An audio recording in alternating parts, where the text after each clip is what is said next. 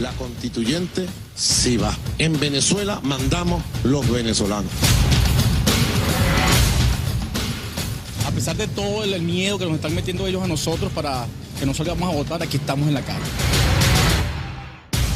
Hoy estamos viendo que lo último que le quedaba a este régimen, si acaso era cierta legitimidad, se acaba de perder. Vine a votar y mi carnet de la patria quedó marcado para toda la vida. Que la persona no existe y que el carnet fue anulado. Eso fue lo que dijo el lector de cédulas. Estoicamente aguantamos la violencia terrorista y criminal. Y aquí estamos, un país en paz.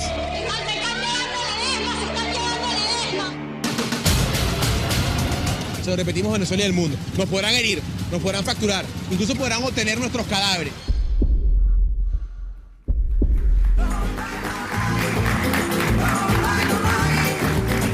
¿Cómo están? Bienvenidos, buenas noches y gracias por acompañarnos en un nuevo capítulo de El Informante, de la situación en Venezuela y también de la democracia cristiana.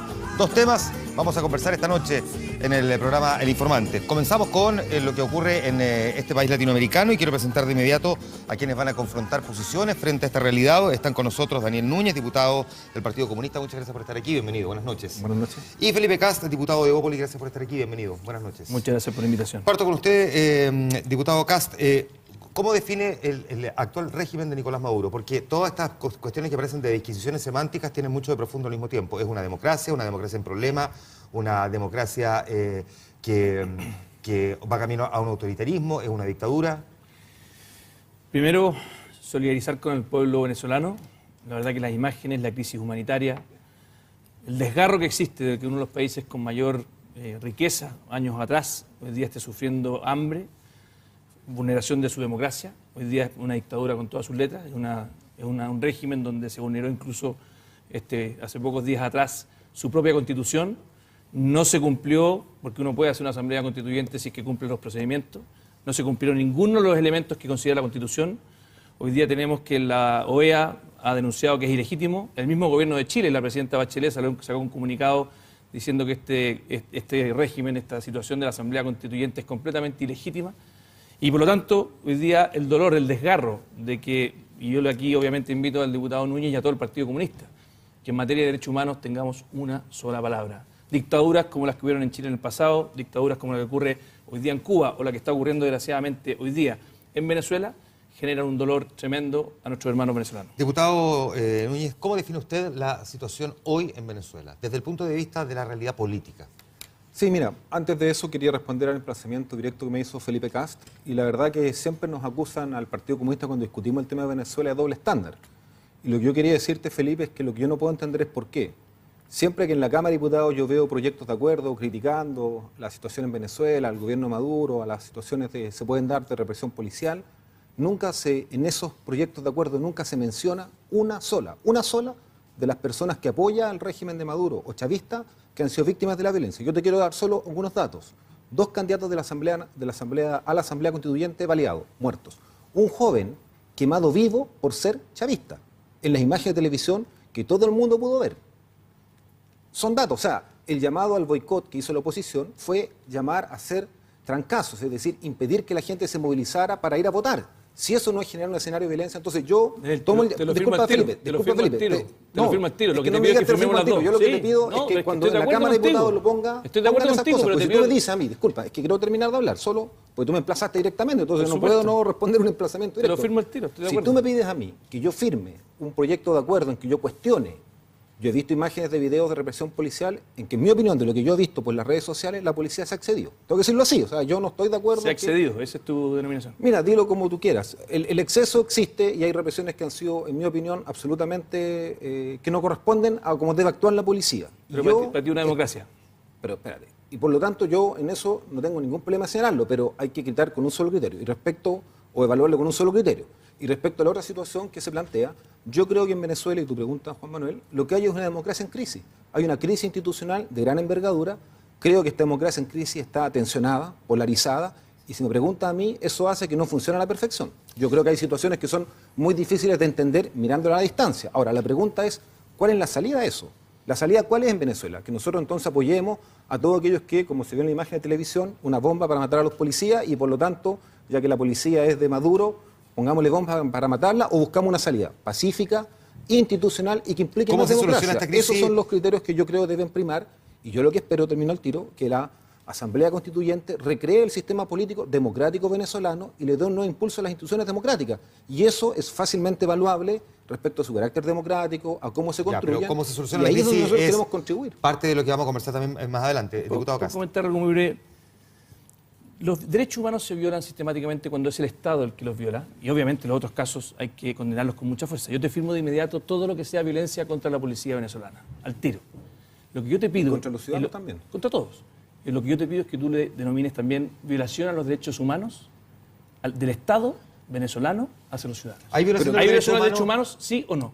Pero es que si tú me lo dices en abstracto, ¿cuál es la situación? ¿Hay violación a los derechos humanos, Felipe, sí o no?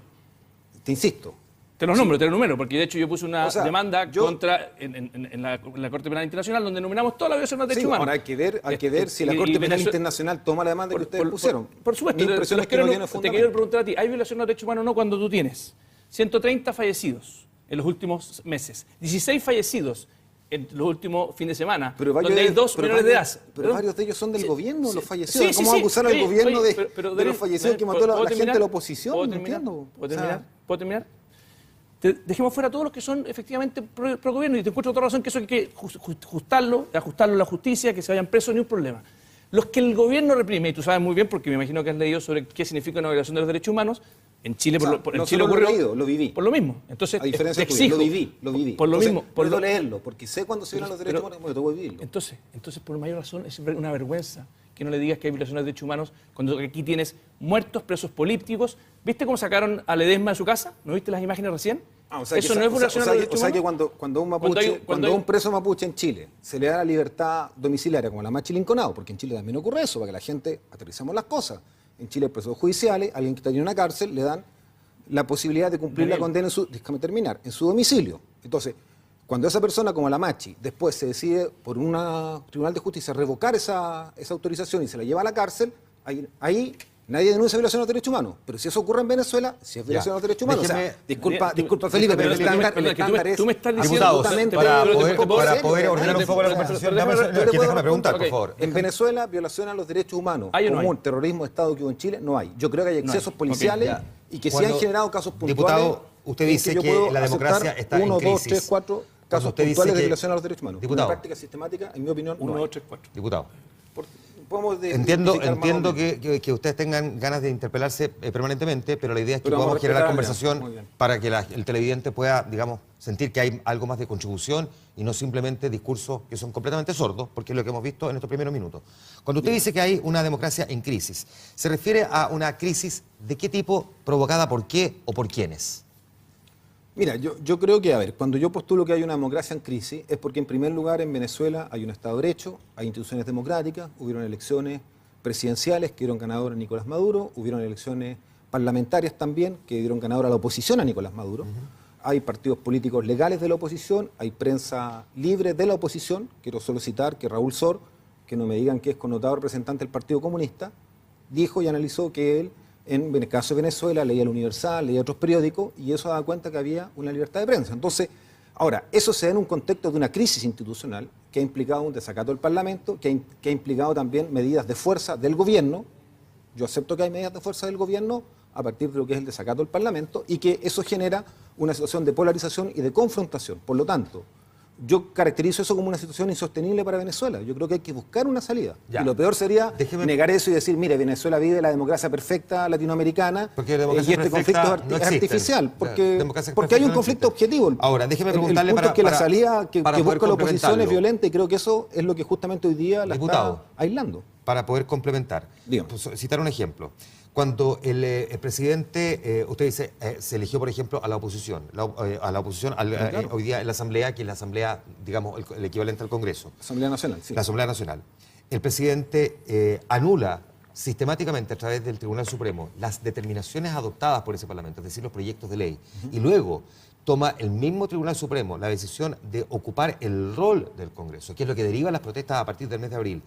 teniendo que dar después pie atrás en una decisión de esa naturaleza, ¿cómo explica una realidad como esa? ¿Cómo se puede entender que uno diga, tan democrático, tanto proceso democrático han tenido, que eligieron a un Congreso y resulta que porque el Congreso no está en manos del sector de gobierno, termina siendo anulado de esa manera? Que es la crítica que se le hace a la comunidad, de parte de la comunidad internacional. Bueno, yo tengo una percepción distinta de esa situación. El Congreso fue electo, comenzó a legislar, a trabajar, y el gobierno se vio obligado, aunque puede desagradarle, yo no dudo que le desagrada a Nicolás Maduro esa situación, porque naturalmente un presidente tener un Congreso opositor no le agrada, y se vio obligado a asumir las medidas que ellos tomaban. Lo que pasa es que en algún minuto el Congreso actúa por desacato, es decir, toma medidas que están fuera de su mandato constitucional, y ahí es cuando Nicolás Maduro usa estas otras acciones, llamémoslo así, de fuerza institucional. Ahora, que este conflicto no haya tenido tensiones, no haya tenido situaciones en que puedan haber casos casi que están al límite de la institucionalidad, mi impresión es que sí, y que eso es parte de la crisis institucional que yo relato. Entonces, el punto es, si queremos decir que el gobierno venezolano maneja la situación perfecta, yo no lo voy a decir. Si podemos decir que la oposición venezolana está actuando de forma democrática, no lo creo para nada. Yo creo que el punto es una salida. Y la única salida posible tiene que pasar por consultar a la ciudadanía. Y cuando un presidente convoca a una asamblea constituyente para que la gente vote y participe, está buscando una salida. Y me parece que en esa línea es donde tenemos que movernos y no en polarizar y en apoyar una posición radicalizada como es la que hoy día tiene la oposición y además violenta. Déjame hacer ahora la siguiente pregunta. Le pido que me responda la pregunta y luego comente lo que dice el diputado Núñez, porque la idea es que se pueda generar este diálogo. ¿Cómo se responde frente a un cuestionamiento que efectivamente también ha reconocido la comunidad internacional de que la oposición dentro del Parlamento empezó a tomar determinaciones que no tenían que ver con el ámbito de su competencia legislativa y que es lo que provocó que finalmente que el Tribunal Supremo considerara que estaba en desacato? Te insisto, hay muchas decisiones que ha tomado la oposición que yo no comparto. Hay muchas decisiones que ha tomado la oposición que comparto absolutamente. Lo relevante es que aquí, de los 130 personas que han fallecido, además de los 16 personas que fallecieron más las 2 personas que eran menores de edad, más los más de 600 presos políticos que hay. Acá hay una política sistemática de violación de los derechos humanos. Y dado que el diputado no reconoce que hay una violación sistemática de los derechos humanos, le hago la siguiente pregunta. ¿Usted comparte que lo que dijo la presidenta Bachelet o el gobierno de Chile, de que es ilegítimo lo que hizo el gobierno de Maduro con la Asamblea Constituyente, que es lo mismo que dijo la OEA, es lo mismo que han dicho más de 15 países a lo largo del mundo, en la Comunidad Europea? ¿Usted comparte que es ilegítimo lo que hizo Nicolás Maduro con la Asamblea Constituyente? Diputado, antes que me responda, lo que pasa es que, déjeme hacer a mí la pregunta. Yo entiendo que te quiera preguntarle a él, pero no me respondió lo que le acabo de preguntar. Usted me dice, no comparto muchas cosas que hace la oposición, pero esa es una respuesta muy genérica que no se condice con alguien que llegó hasta el Tribunal Internacional de la Haya. Vuelvo a hacerle la pregunta. Cuando el Congreso de un país toma determinaciones que están al margen del mandato constitucional que tienen, y que por lo tanto tiene que intervenir un tercer poder del Estado, que es el argumento que ha esgrimido el gobierno de Nicolás Maduro también para que el Tribunal Supremo haya actuado en contra de la Asamblea Nacional, anulando su competencia. ¿Cómo se explica eso? ¿Cómo explica usted que un Congreso tome decisiones al margen de la competencia que tiene? Que esa es la acusación formal puesta sobre el actual Parlamento. El Congreso de Venezuela, de hecho, tiene un contrapeso que es el Tribunal Supremo. Por lo tanto, la institución funciona. Hoy día ahí está funcionando la institución. Y de hecho, tanto así que Maduro después retrucó. Pensó que el mismo Maduro, que está hoy día vulnerando la Constitución en forma flagrante, después se dio cuenta que en realidad se había sobrepasado mucho más el Tribunal Supremo. Por lo tanto, hay una institucional que está funcionando. Si lo grave aquí es que aquí están muriendo personas. O sea, las instituciones funcionan en Venezuela. No, esa institucional es el contrapeso del Congreso, por supuesto. De hecho, tanto así de que hoy día perdió todos sus poderes constitucionales. O sea, no solamente existe el contrapeso, abusaron del Congreso venezolano y lo desconocieron. Lo primero que dice Maduro, dice, esta Asamblea Constituyente, que de hecho te quiero informar, 60.000 personas postularon. Maduro escogió a dedo a los 500 que finalmente... No, 5.000. A los 5.000 que pudieron postular. Déjame informarle a usted, que eso ya me lo sabía, que son 60.000. Son 5.000. Él eligió a dedo 5.000 candidatos. Los 5.000 que él quería, vulnerando la Constitución de forma brutal. ¿Y qué es lo que les dijo? Antes que lo eligieran, lo primero que va a hacer, él mandatándolos, sin haber sido electos, les vamos a quitar el fuero a todos los parlamentarios, porque no les gustas. Entonces, te repito, tú compartes, por mucho que no te guste que le pregunte, pero ahora sí, pero la idea es que me responda también a mí. Lo que dijo tu gobierno, de que es ilegítimo la Asamblea Constituyente que hizo Maduro, ¿sí o no? Bueno, yo quiero retrotraer un poco la discusión, después te voy a responder tu pregunta, no hay problema. ¿Puedo partir al revés? No, yo prefiero partir como a mí me parezca. Mira, tú me emplazabas, Felipe, a poder definir cuáles eran las violaciones a los derechos humanos. Yo te insisto, yo creo que desde ese punto de vista hay que hacer ciertas definiciones de principio y yo no tengo ningún temor en hacerlas. Por ejemplo, yo no estoy de acuerdo en que tribunales militares juzguen a civiles, ni en Chile ni en Venezuela. No estoy de acuerdo. Ahora, Es mi opinión. Yo no estoy de acuerdo en que cualquier detenido por el crimen que pueda haber cometido o más atroz que pueda ser la acusación no tenga derecho a defensa. Cualquier proceso judicial tiene que tener término de fecha, es decir, alguien no puede estar procesado indefinidamente sin que se dicte una sentencia y él pueda apelar a esa sentencia. Entonces, si tú me dices que todos esos principios se violan sistemáticamente, yo hasta ahora no lo he visto, y si en algún caso Leopoldo López no le ha pasado eso. Bueno, yo tengo entendido que él ya tiene una condena. Entonces, tiene una condena, por eso está detenido. Eso fue uno de los argumentos que se dio al principio. Yo incluso respaldé esa tesis. Después de eso sufrió una condena. Podemos discutir si la condena es correcta o no, pero eso ya es otra. Para ti, Leopoldo López está bien preso. Es que yo no voy a referirme a eso, no tengo los antecedentes, Felipe, para afirmarlo. Todos sabemos qué pasó. Pero, a ver, para defender a un gobierno por su color político, eso es una falta de principios. Lo que pasa es que tú ves la realidad con un solo prisma. Escúchame, yo espero que Chile, que sufrió la violación de derechos humanos, y la izquierda nueva sea capaz de tener un solo principio. Y lo que veo es un doble estándar vergonzoso. Eso es lo que te quiero decir. Y por lo tanto esperaría que la nueva izquierda, personas jóvenes como tú, personas del Frente Amplio como Giorgio Jackson, Boric, tengan una sola línea y no la tienen. Diputado. Tienen un doble estándar y una inmoralidad que no se puede aceptar en Chile, sobre todo por lo que sufrimos en el pasado. Diputado. Mira, yo creo, Felipe, francamente, que la inmoralidad la cometen quienes avalaron de una u otra manera la dictadura militar y nunca han sido capaces de reconocer esa responsabilidad. Entonces yo te pido que si tú vas a hablar de inmoralidad, primero que nada, veas lo que ocurre, por ejemplo, en la familia Kast. ¿Cuál es el papel que tuvieron algunos de esa familia en la represión contra la dictadura, de la represión de la dictadura? Entonces, ¿inmoralidad de quién? ¿Del Partido Comunista? En Chile nosotros hemos sido los que hemos sido sistemáticamente reprimidos en la historia de Chile. Jamás, se llame Pérez, se llame jamás. Entonces, tú me vienes a mí a dar lecciones de democracia. ¿Con qué ética? Con la ética de que nunca voy a defender a un violador de los derechos humanos. Y veo que tú estás defendiendo a Maduro. Y eso es inaceptable. Voy a poner un ejemplo, diputado Núñez, para que se entienda bien. ¿Cómo se explica, y quiero saber si usted lo comparte o no, que a los dos ciudadanos que estaban detenidos, que cumplían arresto domiciliario, se les sacara de madrugada en la práctica de sus casas y que en las horas posteriores se entregaran dos argumentaciones completamente diferentes de por qué los habían llevado de vuelta a la cárcel? Primero, el ministro de Justicia o el equivalente diciendo que porque habían incumplido una de las condiciones, que era que no podían hacer referencia a política interna. Después la segunda, que entrega al Tribunal Supremo, es que no, que en realidad le habían descubierto planes para intentar fugarse. O sea, no calzan, digamos, una con la otra. Y además lo sacan entre gallo y medianoche, algo que también, por decirlo menos, es bastante sui generis. ¿Cómo lo interpreta usted? ¿Funciona bien la justicia en Venezuela o, por el contrario, es una de estas crisis a las que hace referencia usted que refleja la democracia actual venezolana?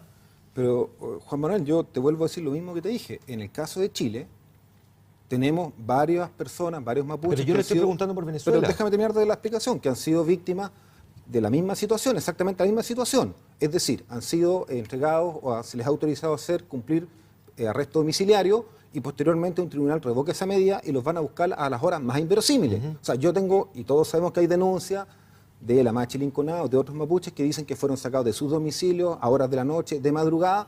Bueno, a mí, si usted me pregunta... Tan irregular como en Chile, en Venezuela. Entonces vuelvo sobre usted dice, Venezuela. me gusta ese procedimiento. A mí no me gusta. Me gustaría que esto se hiciera lo más tranquilo posible en Chile, en Venezuela, en Estados Unidos, en cualquier país del mundo. Pero yo entiendo que el Poder Judicial tiene su estructura, tiene sus autorizaciones, y sobre ese punto es muy difícil que uno fije una postura. Pero que tú me digas que porque una persona que estaba con arresto en una cárcel se le da arresto domiciliario y después vuelve a la cárcel, eso implica que este Estado viola los derechos humanos, yo creo que no podemos construir a partir de un caso esta situación, porque evidentemente hay un tribunal que está juzgando, hay un derecho a defensa. Y desde ese punto de vista no es la situación. Ahora, lo que yo quiero rescatar en este sentido, y quiero volver a insistir a lo que sea... No hay presos políticos en Venezuela para ti. A ver, ¿presos políticos en qué sentido? Gente que haya hecho acciones de violencia, por ejemplo, en medio de las manifestaciones que ha convocado la oposición, gente que haya puesto una bomba a la policía como la que vimos ahí, que pueda estar preso por eso, yo creo que los hay. Que no hayan hecho hechos de Pero violencia. déjame terminar de hablar, Felipe, yo creo que los hay. De hecho, hay un parlamentario de la Asamblea Nacional que fue detenido portando un fusil y explosivo. Entonces tú me dices, ¿está injustamente preso? La información que yo tengo de medios internacionales como El País, que no son izquierdistas, fue esa. Entonces, a mí me dicen, entonces, ¿no hay ¿es injusto político? que él esté preso? No hay preso político. ¿Cómo voy a yo decir que es injusto que esté preso alguien que fue detenido, por muy parlamentario que sea, diputado, con un fusil y explosivo en una carretera? Y que eso fue reconocido por la prensa internacional. Por supuesto que no puede ser catalogado así. Insisto, ¿sabes lo lamentable? Es que al final del día esto es un círculo vicioso, donde al final nunca aprendemos. Siempre defendemos el color político que nos conviene. Te pregunto. ¿Cuál es? Si tú no quieres defender el color político, ¿cuál es la salida de la crisis institucional entonces?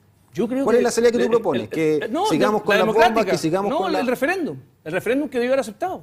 Si la Constitución venezolana tiene un referéndum revocatorio. Pero si no se cumplieron las normas que establece la ¿Cómo se Constitución. cumplieron las normas? Si todos saben que se cumplieron, al final no se cumplió lo que la misma Constitución decía y no lo quiso hacer. De hecho, Maduro, si hubiese querido hacer lo que hizo, debiera haber pasado primero por el referéndum revocatorio. Es lo que dice la Constitución. Mira, sobre ese punto, Juan Manuel, Entonces, yo lo que postulo es que la salida en Venezuela tiene que ser... el mismo Maduro, si hubiese querido hacer lo que quería hacer, lo habría hecho. Pero déjame terminar.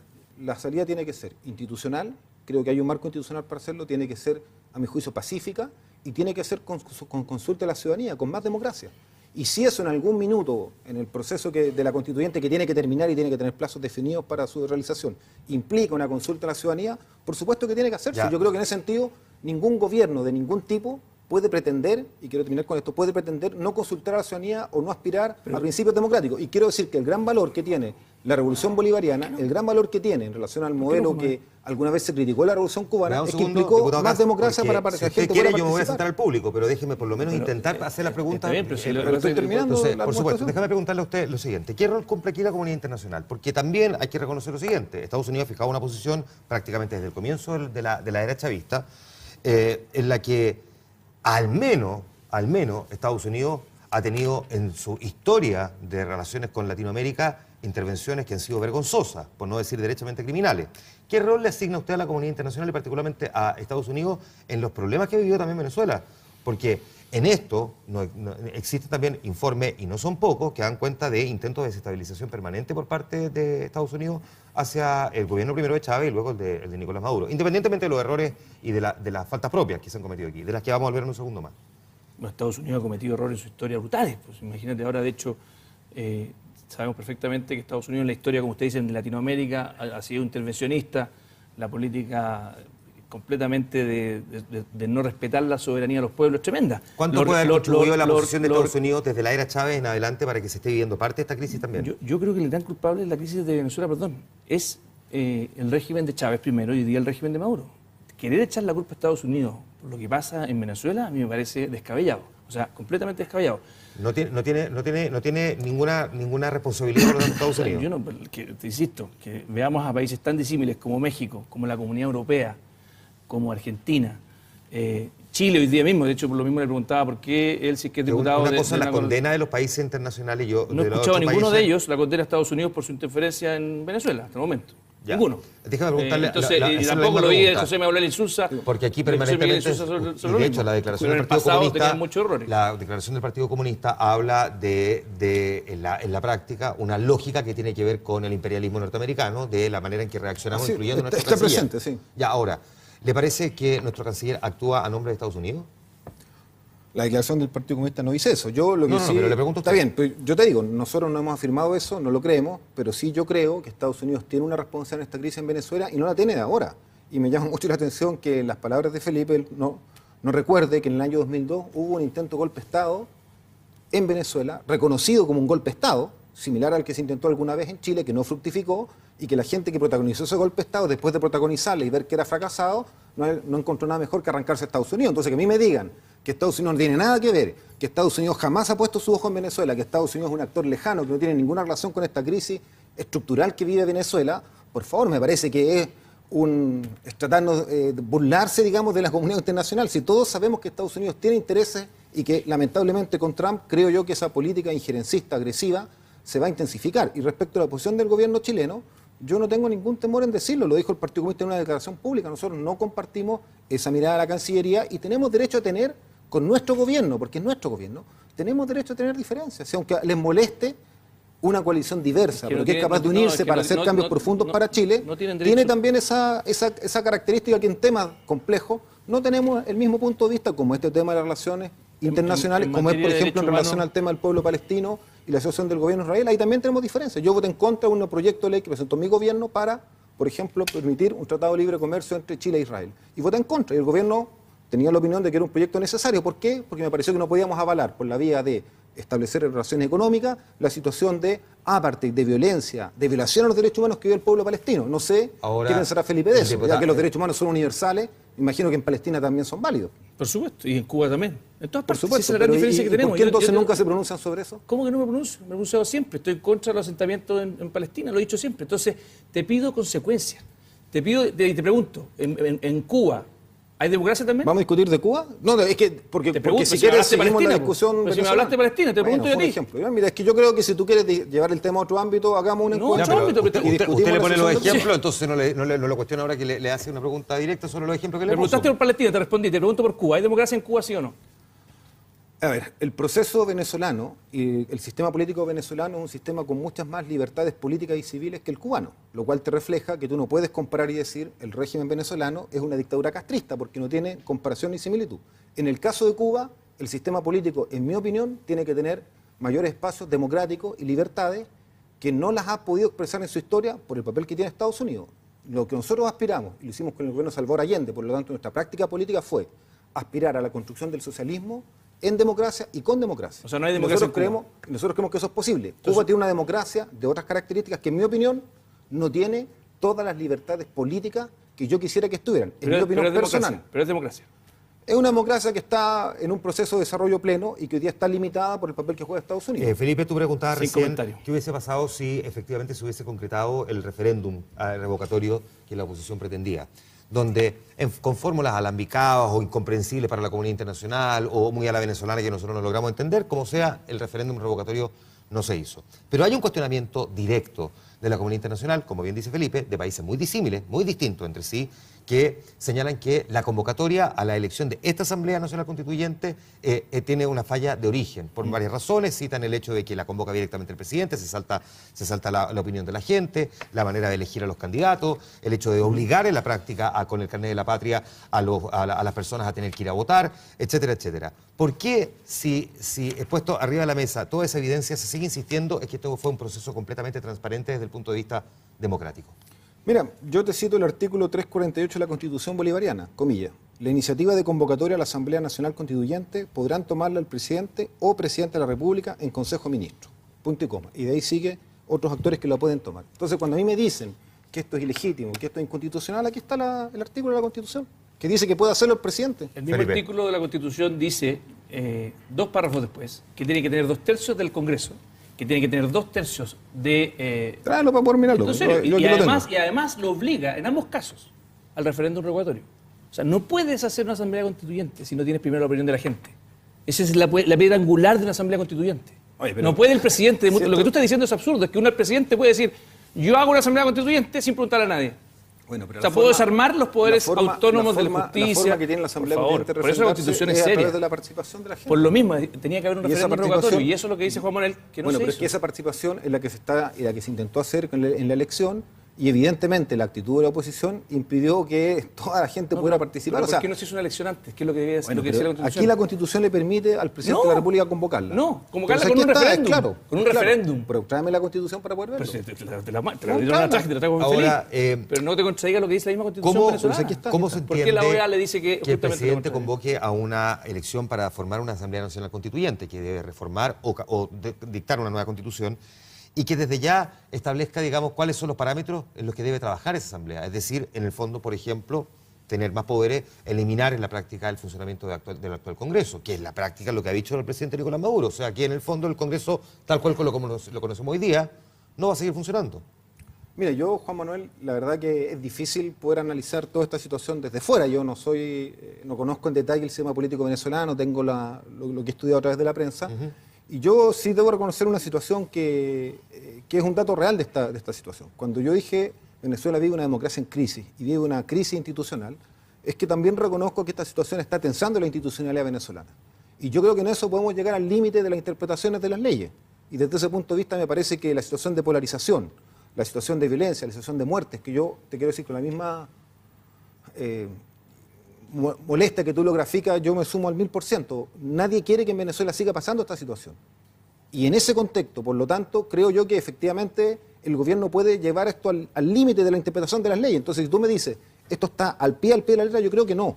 Yo creo que no, es una intuición mía. ¿Y por qué? Porque creo que lo importante de esto es buscar una salida institucional.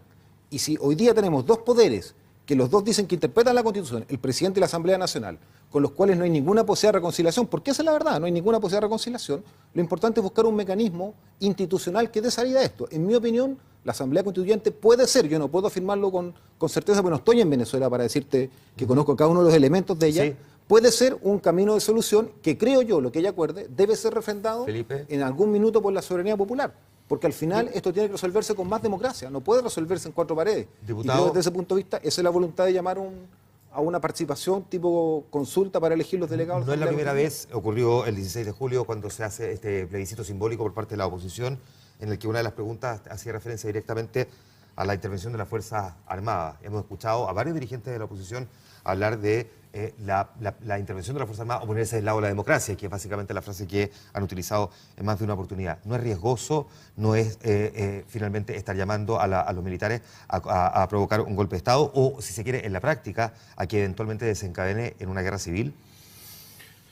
Tienes toda la razón, es muy complejo. Y yo creo que llamar a los militares genera efectivamente los riesgos que tú mencionas. Y yo por lo mismo creo que lo más sano y lo que ojalá viéramos con mucha fuerza es que la izquierda chilena, la izquierda en toda Latinoamérica, le pidiera a Nicolás Maduro que hiciera un referéndum revocatorio de acuerdo a lo que dice la Constitución. Así como Daniel dice, y con mucha razón, que necesitamos una salida institucional y no violenta. ¿Ese es el camino para ti? El camino para mí, solución, es que ojalá todos nos pusiéramos de acuerdo y le dijeran a Nicolás Maduro y lo dejen aislado, si es que él no quiere, para que efectivamente quede manifiesto que él no quiere, que le consulte a la ciudadanía. Porque más encima, en Venezuela ya la Constitución tiene los mecanismos para hacerlo. Si lo más dramático, en otros países donde eso no existe, pero aquí existe la herramienta.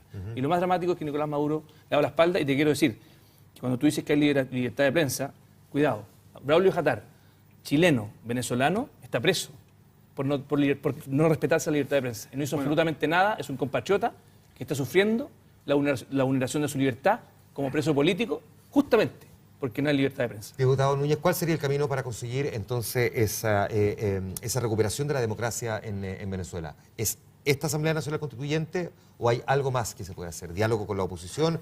¿Buscar un gobierno de transición? ¿Fórmulas alternativas como la que han propuesto expresidentes como José Luis Rodríguez Zapatero en España?